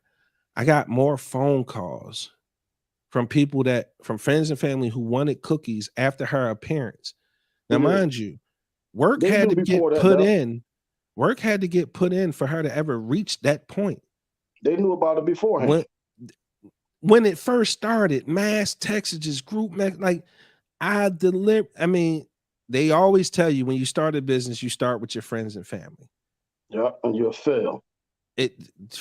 Nigga, this should be like you say, OG, grand opening, grand closing. Grand closing. Let's put it together, big bro. I'm on the verge. I'm on the verge of retiring at 50 years old. I'm ready. I got you, Mike, for sure. Next week on Melanated Vibrations, we talking about trauma and the red line. Dominique. I like that shit. Queen Riri said, right, OG. Mike said it again. I'm on the verge of retirement at the age of 50. I'm ready to invest. First, last, don't take it personally, Shannon. Not everyone is ready to think that big. I understand and I agree, and I stopped using that kind of energy. I even advise people around me to stop using that energy. New entrepreneurs, I love talking to them because the optimism in their eyes, that sparkle in their eyes be so beautiful. And sometimes I hate having to be the one to tell them, no, don't focus on that. Some bumps and bruises. Don't do that. You're going to slip and get that hickey. Yep. You're going to get that hickey. Reed said, Yeah. people is weird. You have to make a profit as well. That is right. Reed, Concrete Rose Candle Company went through hell and back with family and friends. That's the most jarring part of being an entrepreneur the first time out. And every single one of us on this show can attest And to you that. would think that, like, yo, that, Because we want they so gonna cop desperately, for our for folks you. to show up to a Yep. comedy show, for our folks to buy t-shirts and hoodies, and you can customize the motherfuckers and make they sayings and everything. I want so badly for people to use the vegan soap because that's the wave. I keep telling people all these major Fortune 500 companies, when it comes to skincare, are all stealing from Black people. They're appropriating the culture. We've been using shea butter. L'Oreal and all these fuckers are now adding shea butters and essential oils and all natural labels on their shit. And I've been telling them motherfuckers, get it here first. I hate telling new entrepreneurs, yeah, don't worry about your friends and family. You can't focus on them. Them strangers will make you feel like a fucking rock star. Yep. The strangers. I be waiting for motherfuckers to brag about my products, and they all tell me it's great, it's fantastic. How many posts you think I see about OG shirts or flight shows or my products in our feeds? Because we all got so many mutual And I'll be friends. giving away free shit. Listen, I ran through thousands of dollars of free shit, OG. I give away How do free you shit. think the strangers got to know the shit was good? Listen, I went so far as if a motherfucker ordered a 99-cent digital delivery book, I would send them a 4-ounce sample. Please try this. Because most people don't think about the lifetime value of a customer. I do. Mm-hmm. I'm just saying. That's how you Yeah, add that. hey, That's how man, you. listen, That's how you I add that shit up. yeah, yeah. The I'm Because just they be lifetime saying. like, value of this hey, customer why you keep gonna doing keep. all these free shows, man? Like, what is going on? I had this talk with my manager, like, yo, why you keep doing all these free shows? I was like, sometimes in business, you gotta, it's give and take, man. It's give and take. And I want people to just come out and have a good time and not always about making a dollar. It's long term. That's how I view it, and I that's was how I look always at it. told you got to spend money to make money. So And you that's either Flight. true figure too. shit out You like. think the motherfuckers would have been flying from LA if they didn't get the sample first? Right. If you didn't go out there and show them what you got? I'm just saying. People, be mindful. Entrepreneurs aren't greedy. As a matter of fact, none of us make money the first 3-4 years, honestly. Man, you know how much my motherfucking I about to say 15, well, 13 for me. I'm finally happy to get this little boat money, goddamn it. I'm just saying. They was already counting your pockets because you was doing so much traveling anyway. man, I got a heat press. One heat press. One of my heat presses cost $1,700. They I'm got just them out there saying. for cheaper, but you get what you pay for also though. But you get what you pay What you pay for. for. And how long? Here's the funny thing too. Like now I've been rocking my fucking, I got white people asking like, hey, that's kind of catchy. I like that. Where you get that shit? You know what I'm saying? Like And when I you get I that shit, just where you get that from? right. Like that I like that. Where Every you get time I that go from? in the airport, I'll be like, yo, just Lamont McIntyre showing this and nigga right there. I'm just saying, man. Try and I give out good hoodies though. I don't get no bullshit hoodies out. You can wash that Uh-huh. motherfucker, you can dry it, and it's gonna be cool. Hey man, I do my best to try and support everybody that I got that I know has a business, because I know how hard it is to get that support. Just be mindful that we not out here doing this shit for free. We can't afford to. Stop acting like we don't have kids and bills and responsibilities as well. And please don't ask for a And I know hookup, I price because my shit cheaper the than bottom line is we already charging you as low as we could possibly do it and still get oodles and noodles at the end of the week. I'm just saying. I'm just saying, man. Like, A lot of shit we can't control. The shit that we can control, we do our best to pass along those savings to you as best we can. I promise you, I'm not about to get rich no time soon. I'm gonna get there, at least not from the website. But like I said, the strangers celebrate me. I appreciate them, and I still appreciate my friends and family Mm-hmm. because they keep me grounded. They let me know. Do you know how? You know why? Because they gonna let me know when I made it. When I've officially made it, they gonna let me know because they gonna be proud to post the websites and the podcasts and the products. They gonna be happy to say that's my brother. That's how I know I'm a made.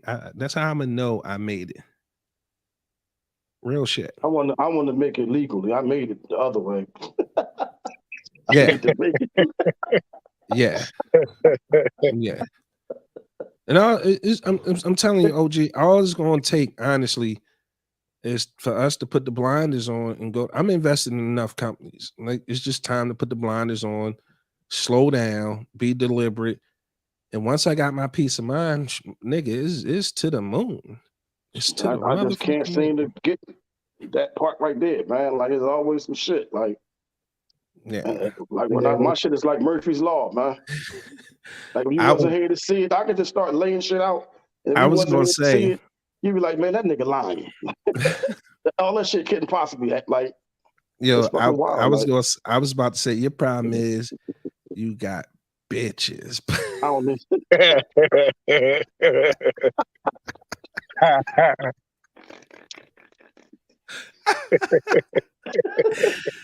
Hey yo, y'all know how we end the Big Exclusive podcast.